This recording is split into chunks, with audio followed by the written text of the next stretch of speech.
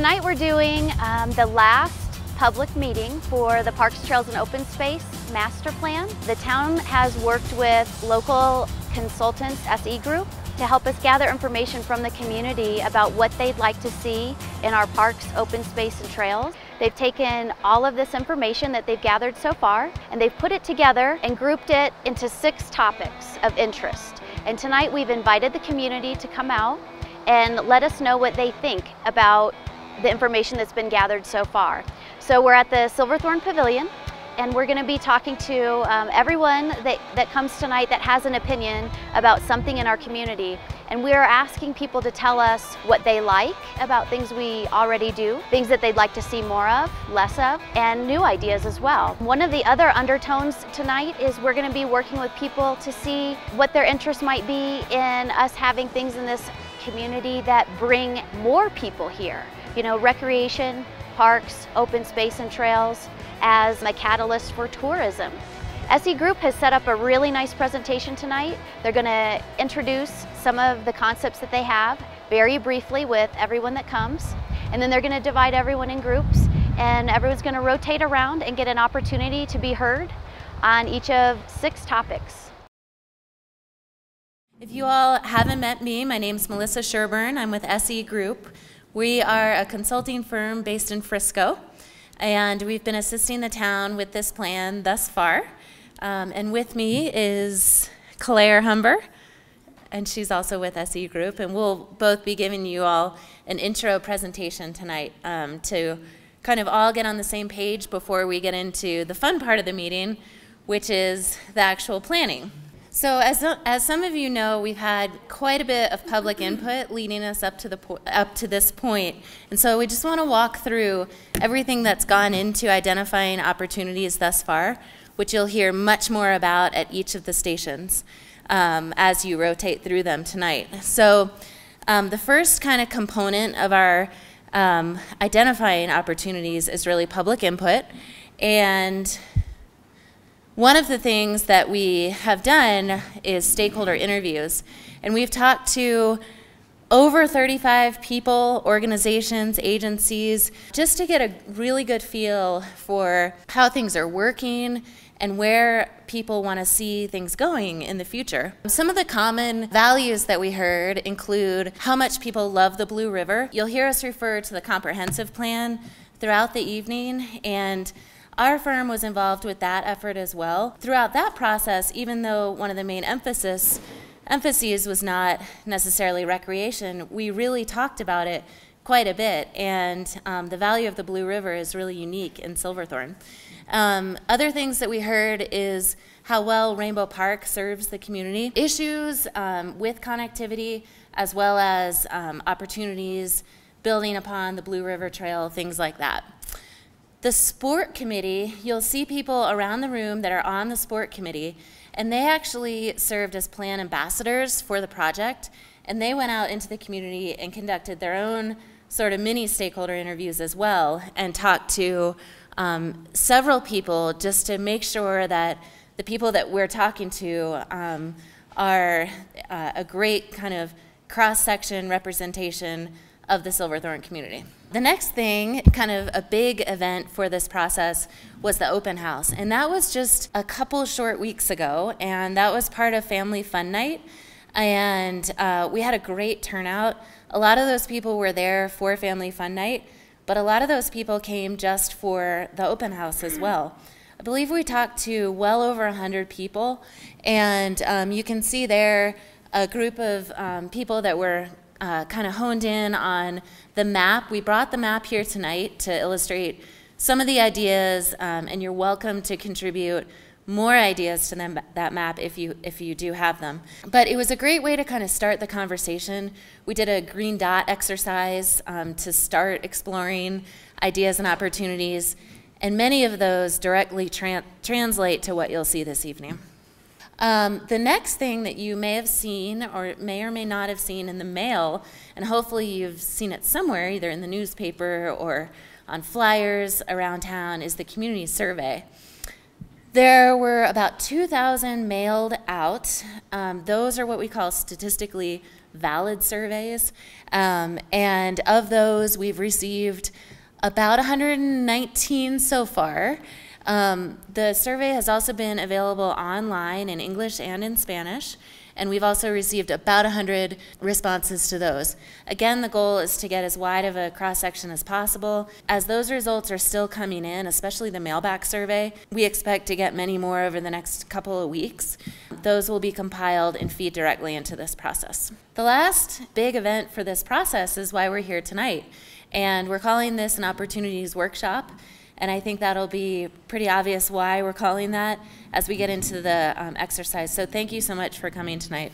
So the next kind of technical side of what we do for planning is our analysis. And I just want to mention a few different facets of our analysis. The first thing being mapping and inventory. And so what we like to do is really get a great understanding of every single one of your parks, open space properties, as well as your trails.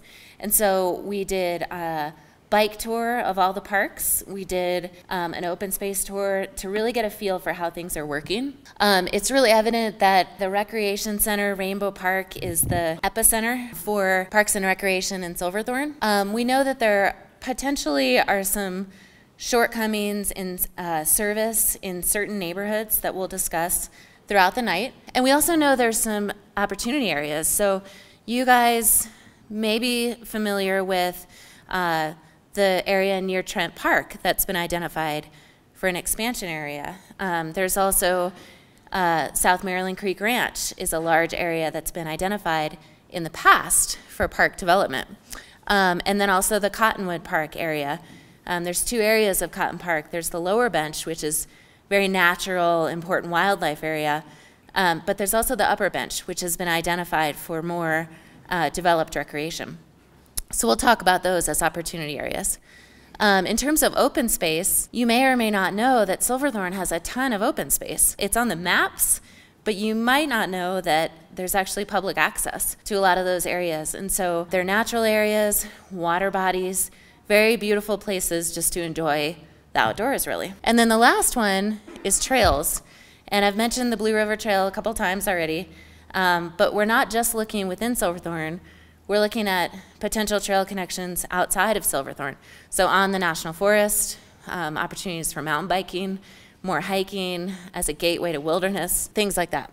The next thing that we explored or conducted was the comparable communities analysis. And as part of a parks plan, we like to kind of gauge where Silverthorne sits in comparison with other similar communities. And so we identified Breckenridge, Avon, Carbondale, Steamboat Springs, as well as the Western Eagle County Rec District, which is a rec district that serves that entire area, all of the communities within that area. And without getting into the details of that, what we found is, in terms of parkland acreage, Silverthorne's very comparable to all of those places except for Steamboat Springs, which is kind of an anomaly. Steamboat's a lot bigger and also serves a much different regional purpose. It's kind of alone up there as the main community, whereas almost all of these other communities, if not all of them, are part of a collection, just as Silverthorne works together in Summit County with Breckenridge, Frisco, Keystone, etc., to provide a suite of recreational amenities. Then some of the conclusions that we found, just real quickly, partnerships are very important when you look at recreation to really maximize what you're doing. Epicenters of activity, having kind of a flagship location like, for example, Riverwalk Center in Breckenridge. Community identity. So for mountain communities, parks and recreation serve an even more important role than they do in, say, a suburban community, because people come here to recreate year-round. So it's even an elevated kind of role. The last one, standards kind of don't apply when you're doing parks planning in mountain communities, because our parks, they don't really fit into a nice, neat little category in the same way that they do in, say, the Front Range. The sizes are different, their functions are different. They serve a slightly different function. And the last one that's not on here is, or it is actually, is that there's really been a huge lull in parkland development, and we're seeing that just like the built environment, we're seeing that coming back online in a major way. Communities are ready to start reinvesting, and so the trend is hopefully on the upswing. Then Claire is going to talk about the market assessment.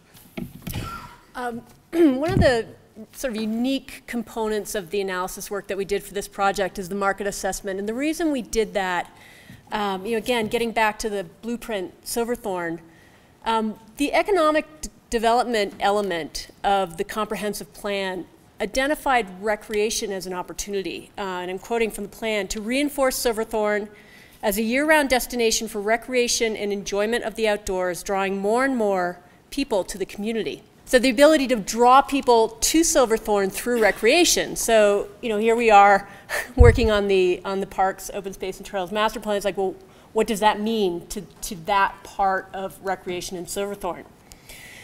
So we really needed to sort of look to the broader marketplace to understand what those opportunities might be. And the components of that included understanding who the users are going to be.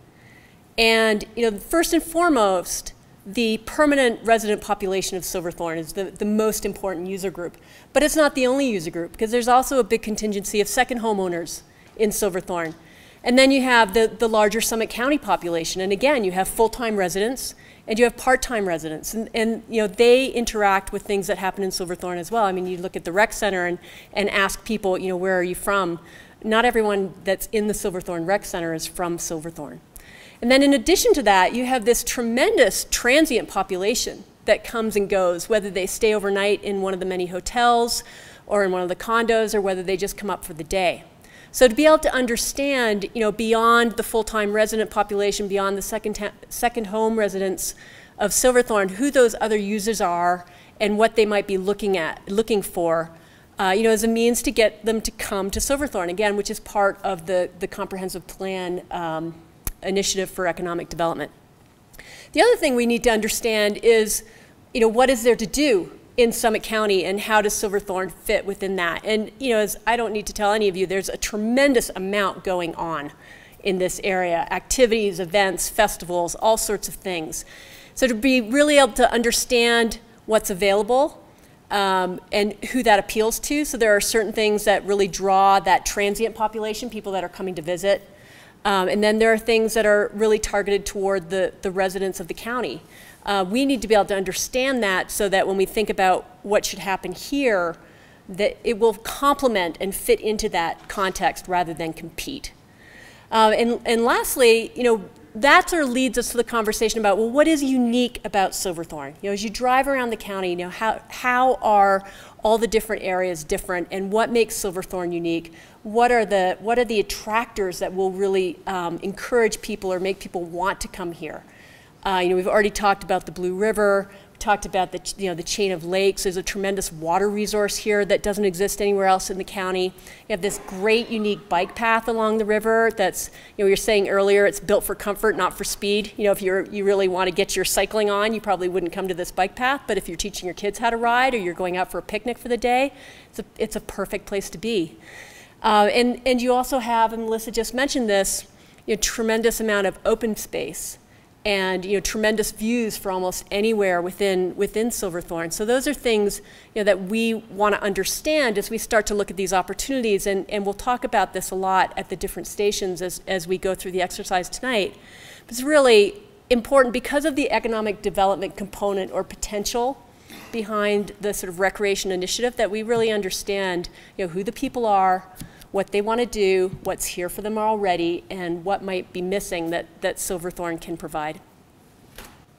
So in addition, this is the last kind of facet of our analysis that led us up to this point today.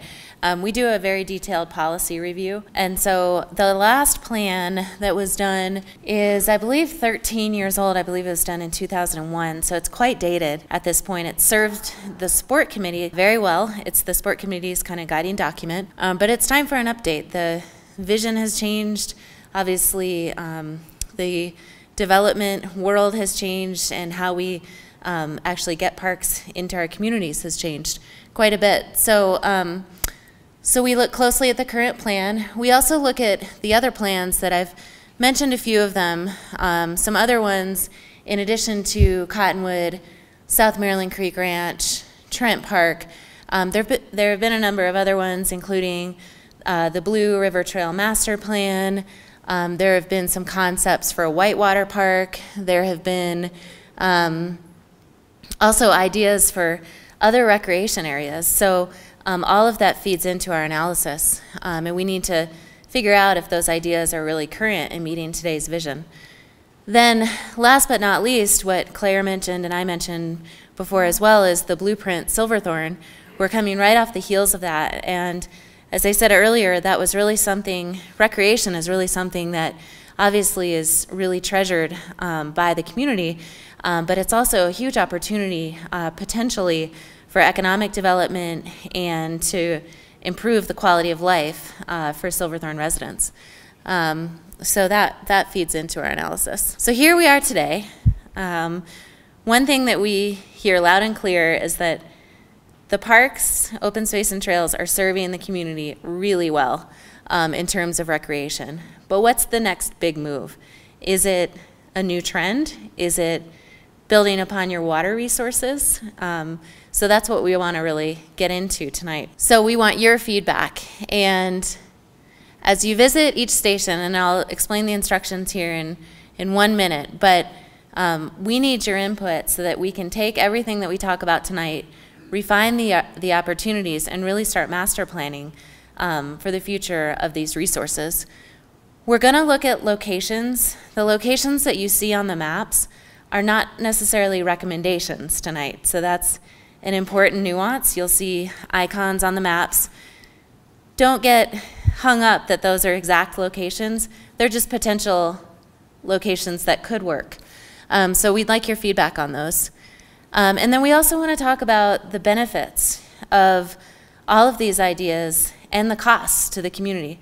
So going back to what Claire was talking about with the market assessment, many of these ideas directly serve the local community, but also they have the potential to bring more visitors in and generate revenue for the town of Silverthorne, either directly through, say, user fees, or indirectly, just to get people to kind of hang out and linger in town. So we're going to talk about that in more detail. So in terms of the instructions, we call this exercise speed planning because each of you will go to each station for approximately 15 minutes. When you got a name tag, your name tag should have a number on them. So that's the first station that you should go to. And if we see that the groups are, one group is much larger, we're just going to rearrange you guys because we want an even distribution of people. It doesn't matter which group you start in because you'll go to every single station. This station is all about doing something different. And Silverthorne is already sort of dialed into that because you think about stand-up paddleboarding didn't exist 10 years ago, but we have the facility to accommodate that as it comes online. Pickleball, another thing that is very popular now in Silverthorne. It's a relatively new thing to do. Different kinds of racing. You guys do a triathlon here. That's become more and more popular. It's funny, a lot of sports kind of go in a wave, right? Like skateboarding. When I was a kid, skateboarding was really popular, and now it's popular again. It hasn't remained up there the whole time.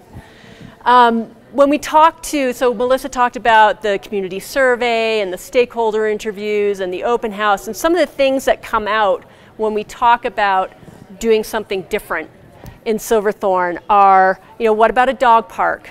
Let's not forget to serve the locals. It should complement whatever we're doing down in the downtown core that the comprehensive plan talked about. It should be non-resort. So, you guys have a lot of resorts in this county. It should be something different than that. What about bike sharing? Should be good for year-round. What about a community recreation site? So these are things, and you'll see this. This is standard for all the different stations. So you'll see this over and over again with the different topics.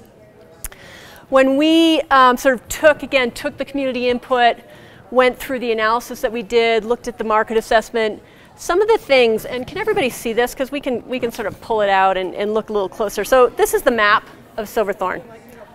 So, well, I just want to make sure that people can sort of see what I'm talking about. So here's I-70, and here's the reservoir.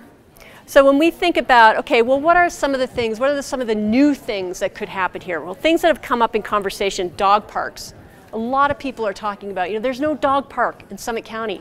We should have a dog park in Silverthorne. More things for bikes. So, mountain biking has really sort of evolved in the last 5 years, where you have downhill parks now. The cross country still remains, but there are a lot of other fun things like little pump tracks or skills parks that little kids really love to do, as well as the big kids. So it sort of broadens that market. Maybe there should be more for biking in Silverthorne. Disc golf, another thing that has become popular again over the last couple of years. Maybe there should be a disc golf course somewhere in Silverthorne. And then, a lot of new ideas have come out. There's been a lot of conversations about team building things. So, challenge courses where you go with your team, school groups, work groups, church groups, scouts, and you do some sort of skills. Whether it's, these guys are walking across a high wire, a tightrope.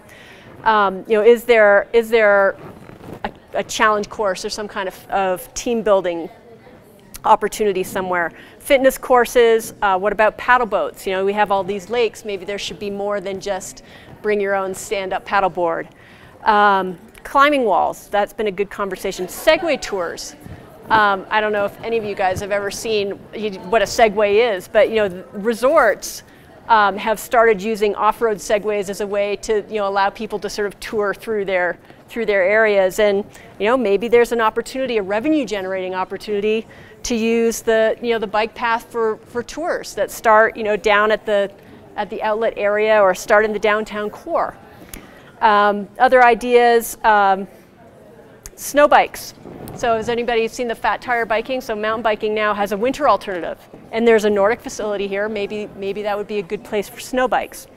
And a gravity park. So everybody knows what happened in Frisco. They did that. They've got that great tubing center, bike center. Maybe there's some opportunity to do something like that here in Silverthorne. So when we looked at that, these are great ideas, but then you have to sort of look at the town and say, well, where could those happen? So we've got certain parts of town that have park space where some of these things could occur. The South Maryland Creek Ranch property. Huge amount of open space, already committed to the town. Is that a good place for a dog park? It's very remote. It's sort of at the edge of town. But as someone pointed out to me recently, nobody ever walks their dog to a dog park. People drive to a dog park. So, maybe that's actually a really good place because it's, big piece of land, lots of opportunity for parking. Maybe that's also a good place for disc golf. The Cottonwood Park area, the upper bench. The Cottonwood Park is right in here. Is it near the elementary school? Someone who knows the town better than I, yes. North of the elementary. Yeah. It's north of the elementary and south of the water treatment plant. Thank you. Perfect. Okay. Yeah, right. Perfect. And there's an upper and lower bench to it. So we're talking about so that's another opportunity. Maybe there could be a dog park there. Or, it's a park space that is yet to be developed. So, maybe there are other new opportunities. Maybe that would be a great place for, a team building place. Maybe that would be a good place to start the bikes. That is the one end of the bike path, right? So, the other end is down here by the ball field. So, maybe there's an opportunity for bike rentals or something at those two endpoints, or down in the downtown core. So then the other areas for potentially for some new ideas, again down by the ball fields and the rodeo ground, adjacent to Rainbow Park. There's a big focus in the comprehensive plan of that being the sort of downtown core area, or up at Trent Park. So those are some of the things that we've been talking about. Now, things that we really need to consider when we think about these new ideas is that balance between community benefit and cost. Some of these things cost more than others, and if there's a revenue generation, then that can offset the cost. But if there isn't, then we have to sort of weigh, well, is there a community benefit that makes that cost okay?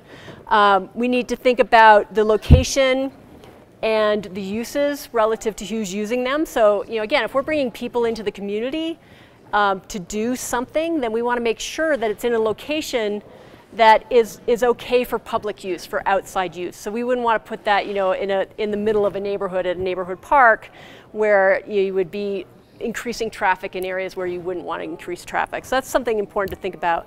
And the zone of impact. So again, if you have a public use, there's going to be parking, there could be more traffic, there could be noise, there could be lights. So we need to think about those things when we think where should things be located. And then lastly, the community identity, is it consistent with what we think Silverthorne is and what's important and what the vision for the community is? And how does that fit, again, how does that fit within the regional marketplace?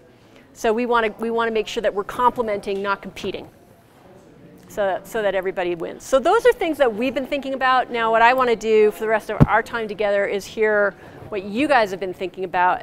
Okay, so we're going to be talking about water resources, and I'm just going to take you guys saw through your last station, kind of the format that we're running.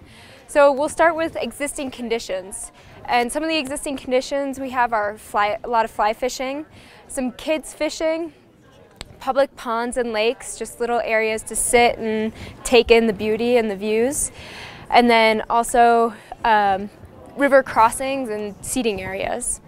And some things that we've noticed in these existing conditions are that Silverthorne has really unique water resources, and some of the best really in Summit County. And so some of the input that we've heard about these resources are how awesome these chain of lakes are. And we have a couple of lakes that run through the town of Silverthorne. People have been very vocal about how great that is to have. And then some other things we've heard are water quality and maintaining that gold medal status for fishing that the Blue River has right now. And then some other you can read are kayak park, rafting, the views, just having that resource running through the town. We say that it kind of holds the town together. It's the backbone of the town because people come to recreate and come to enjoy the views. So we have identified kind of 4 major areas of potential opportunity. And so one of the first is kayak park. And this idea has been brought up before, but we're just revisiting it to see what potential people would like to hear. And then boating opportunities and access for boating opportunities. And then this chain of lakes idea, how do you really get visitors to come and enjoy these lakes, or just people in the community to enjoy these lakes? And then lastly, fishing. We've heard a lot of support for the fishing on Blue River and to maintain that gold medal status. And so some considerations that we've heard, or considerations for water resources, are the character and the water quality, and how do we maintain that character and maintain that water quality. And then accessibility and connectivity between the water resources, safety and water management, and then lastly a range of activities and users on these different bodies of water and how they interact. So I don't know, I mean, how do you guys use either the lakes or the Blue River, or what do you think could be improved? Some of the examples that we have now, or some of the ideas about what we're talking about, are community gardens. We have River's Edge Plaza, festivals that take place in some of these public spaces. This is a picture of the Pumpkin Fest that we have in the fall right here at the pavilion and out in the field out here. And then the crossover between these commercial areas and the public spaces. We just have a picture of kind of the Outlet Mall Bridge down here because it's a good example of, you know, you have the outlet shopping, you also have a lot of people kind of enjoying the Blue River and fishing and stuff. So during this process, some of the key words, I guess, key ideas that we've heard are things like farmers markets, plazas, music, art in the park, plazas and parks that complement downtown, community gardens overlooking the blue, food, festivals, play areas. So some ideas, let me just switch over. Some of the ideas that have come out of the process are different kinds of parks art parks where you have some sort of installation art or music installation pieces in the park. You have plazas with recreation anchors. This is a picture of the 16th Street Mall, and the idea is that there's sort of some sand and play areas in the middle of this, in the middle of sort of a commercial corridor. Spaces for festivals, music, and events. Gardens, alpine gardens, children's gardens, interactive sculpture gardens, and then finally would be pocket parks, which are just, you know, small little parklets that are kind of tucked inside of more developed areas. So what we want to know is, what are your thoughts? Do you have any ideas about public spaces, public places in town that you like or you'd like to see here? We're here to talk about trails and connectivity and to kind of get a glimpse of existing conditions. We've talked a little bit about the Blue River Trail and what a fantastic amenity that is for people that live in Silverthorne as well as in Summit County. I know a lot of people just come over to ride the trail, and it's a different type of experience than the other bike paths in Summit County. You also have a number of National Forest Trail connections there's several trailheads, Ptarmigan, Angler Mountain, and the Willow Creek Trailhead onto National Forest and Mesa Cortina. You've got a start to a good system of sidewalks and on-street bike lanes. However, we have heard from a number of people that that's an area that really needs improvement. Just moving through town, so whether or not you're going from the transit center to your job at Lowe's, to school, to Rainbow Park, wherever that might be, we realize that that's a potential improvement area. And then the other thing that we wanted to point out is that Highway 9 is, it can be a barrier. In town is significantly better than as you move northwards. There's a number of signaled crossings that people can utilize.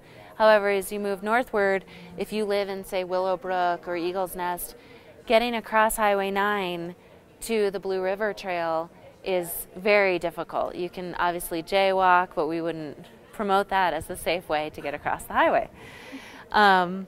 Then some of the things that we've heard from people are that safety is a big concern. Cyclists, we're talking about recreation here as well, not just connectivity for function, but for fun. Cyclists right now want to get through town as quickly as possible, so identifying an on-street route for them to bypass as many of the barriers that they see would be great. More sidewalks. The connection at the elementary school is not fantastic, so people would like to see that improved. The idea that partnerships can really further trail improvements, and we see this in many of the other communities in Summit County, in places like Aspen and Steamboat Springs, where they realize that trail improvements are not something that a town has to take on by themselves. They can really partner with volunteer organizations, with the National Forest, to form these cooperative agreements that so that their trails can be improved, and they can see the benefits of that. So in terms of specific opportunities, one thing that we've talked about on our planning team and that we've heard interest from the community for is mountain biking. And nearly every other community in Summit County has fabulous mountain biking. Silverthorne does not. And it's partially because you guys have wilderness so close to town, and you're very, very constrained. You can't mountain bike in wilderness areas. But there's two places where you could improve mountain biking. And we've talked with the Fat Tire Society, as well as had conversations with the town and other stakeholders that it's worth exploring perhaps, but connections to the Williams Fork area, starting at the Ptarmigan Trailhead, which is a very steep approach just to get to the main trail. That's not great for mountain biking. That could be improved, and then you could continue northward to the entire system of trails in the Williams Fork area. The other area is in building off of the Salt Lick Trail, which is just south of Wilderness there. So that's mountain biking.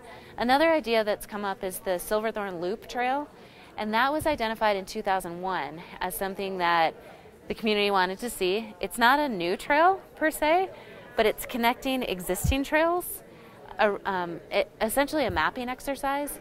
There would need to be some new connections because if you're, say, crossing from east to west, you know, there's not a great connection up north that would allow you to do that. But it's really identifying where that loop could happen for people that are interested in a 15, 20, 30-mile trail experience. The next one is a highway crossing. And so the place that we've identified as the most kind of bang for your buck would be at the Willowbrook Road and Highway 9 intersection. I'd say it's about a mile north of here at the Willowbrook Trent Park. 2 miles. 2 miles? You think it's that far from here? So that would really open up this side if you live in Willowbrook or Eagle's Nest or the Three Peaks area. Right now you really can't get across Highway 9. So that a crossing there would allow you to safely cross the highway, access the Blue River Trail, continue to whatever your destination is.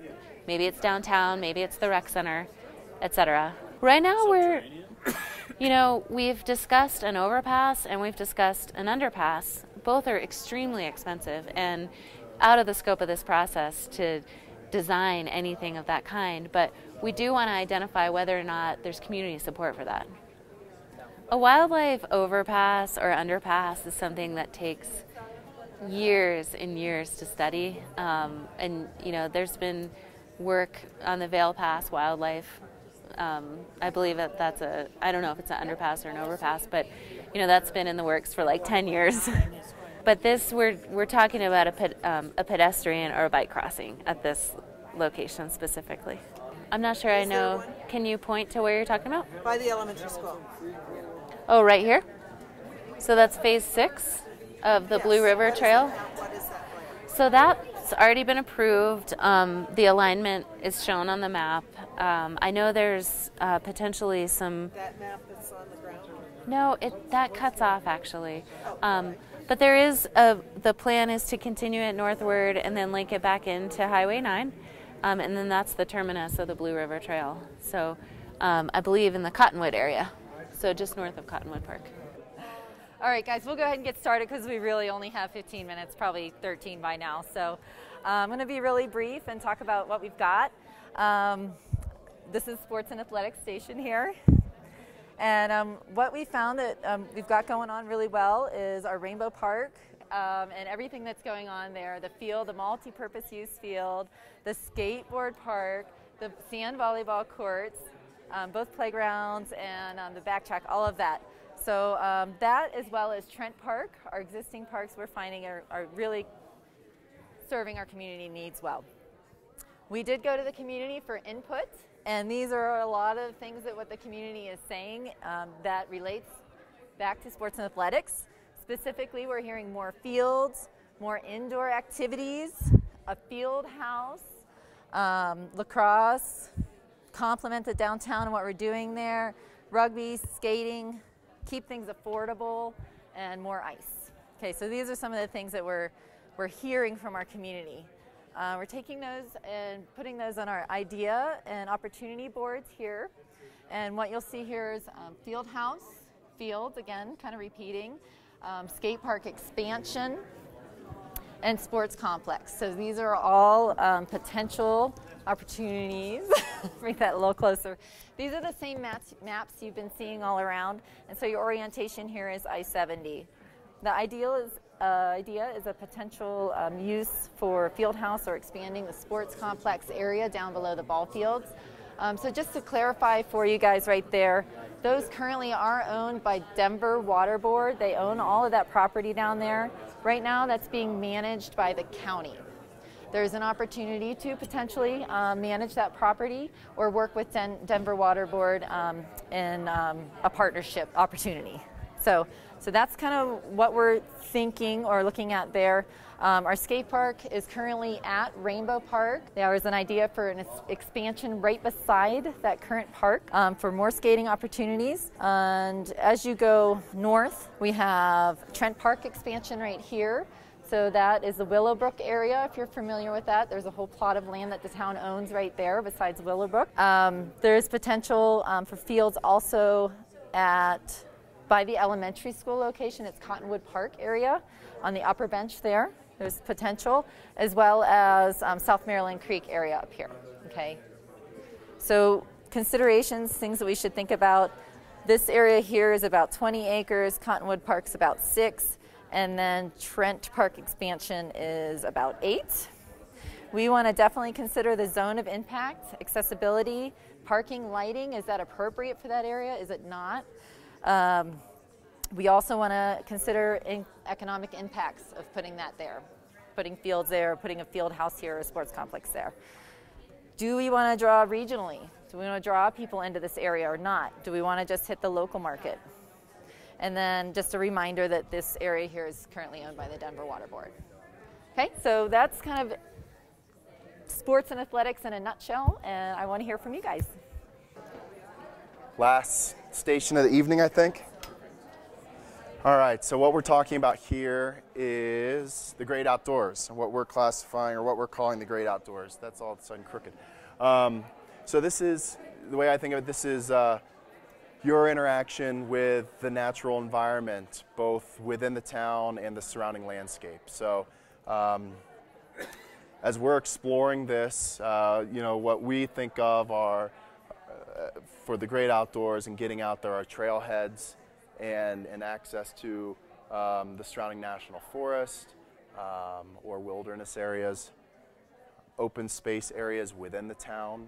And for this planning process, we're considering open space as town-owned land. There's a lot of private open space out there as well that's usually driven by a development or something like that, where they need to set aside some lands for conservation purposes. But for what we're looking at, we're talking about those town-owned parcels that are within the town limits. Neighborhood connections to the national forest or to different open space areas. What do those look like? How do you guys use them? And then a big component within the town is rivers, lakes, and ponds. For a community this size, there's certainly an abundance of those resources, and how should those be factored into this planning process and be considered. So that's what we're looking at. Part of the existing conditions through the planning process, this is some of the feedback that we've received so far that relates to the outdoor experience, family outdoor playground, views, connection with the forest. The Blue River obviously is a big component to this, and wildlife habitat. Those are just some of the buzzwords and terms that have been thrown out there thus far in the planning process. So that's part of it. This works into the ideas and opportunities. So these are areas within the town that we've identified and broken this into really 4 categories for the time being. Obviously there's more out there, but for right now that's where we stand with it. One is access. So how do you access the national forest? Where do you access the national forest? Is there parking? Things like that. Those are considerations that we need to make. Wildlife habitat, wildlife corridors, those areas with open space, or those areas through neighborhoods that have high wildlife values. Views. Views are all throughout the community, but are there any views in particular that we should know about that should be preserved or protected, or the experience could be enhanced for more people to see those, or for more people to understand where those are even located. And then last on our list is family outdoors. So this is kind of an exploratory concept for us, where it's looking at areas within the town that have potential for a better family experience that you might not know about. There are pockets all throughout the community where they might be good for picnicking or for overnight camping or things like that. So we've identified those different locations on this map, but certainly want to hear from you all if you have ideas or areas that you know of that you want to talk about.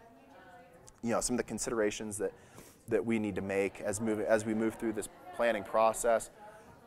Partnerships, whether that's with private landholders or stakeholders or the National Forest, being a neighbor, being a big neighbor in this process, and then and the costs of some of those. You know, some of these activities and the preservation of areas don't come without some types of financial costs, so those need to be considered moving forward. Accessibility and parking, that's big on trailheads and access. You know, you can have all the trailheads you want, but if no one knows how to find them or they don't have enough parking spaces, they're not really doing their job. So we're going to consider those as we move forward. All right, so that's where we stand right now. We certainly want to hear from you all, though, if you have any ideas that you want us to know about or consider as we move through this.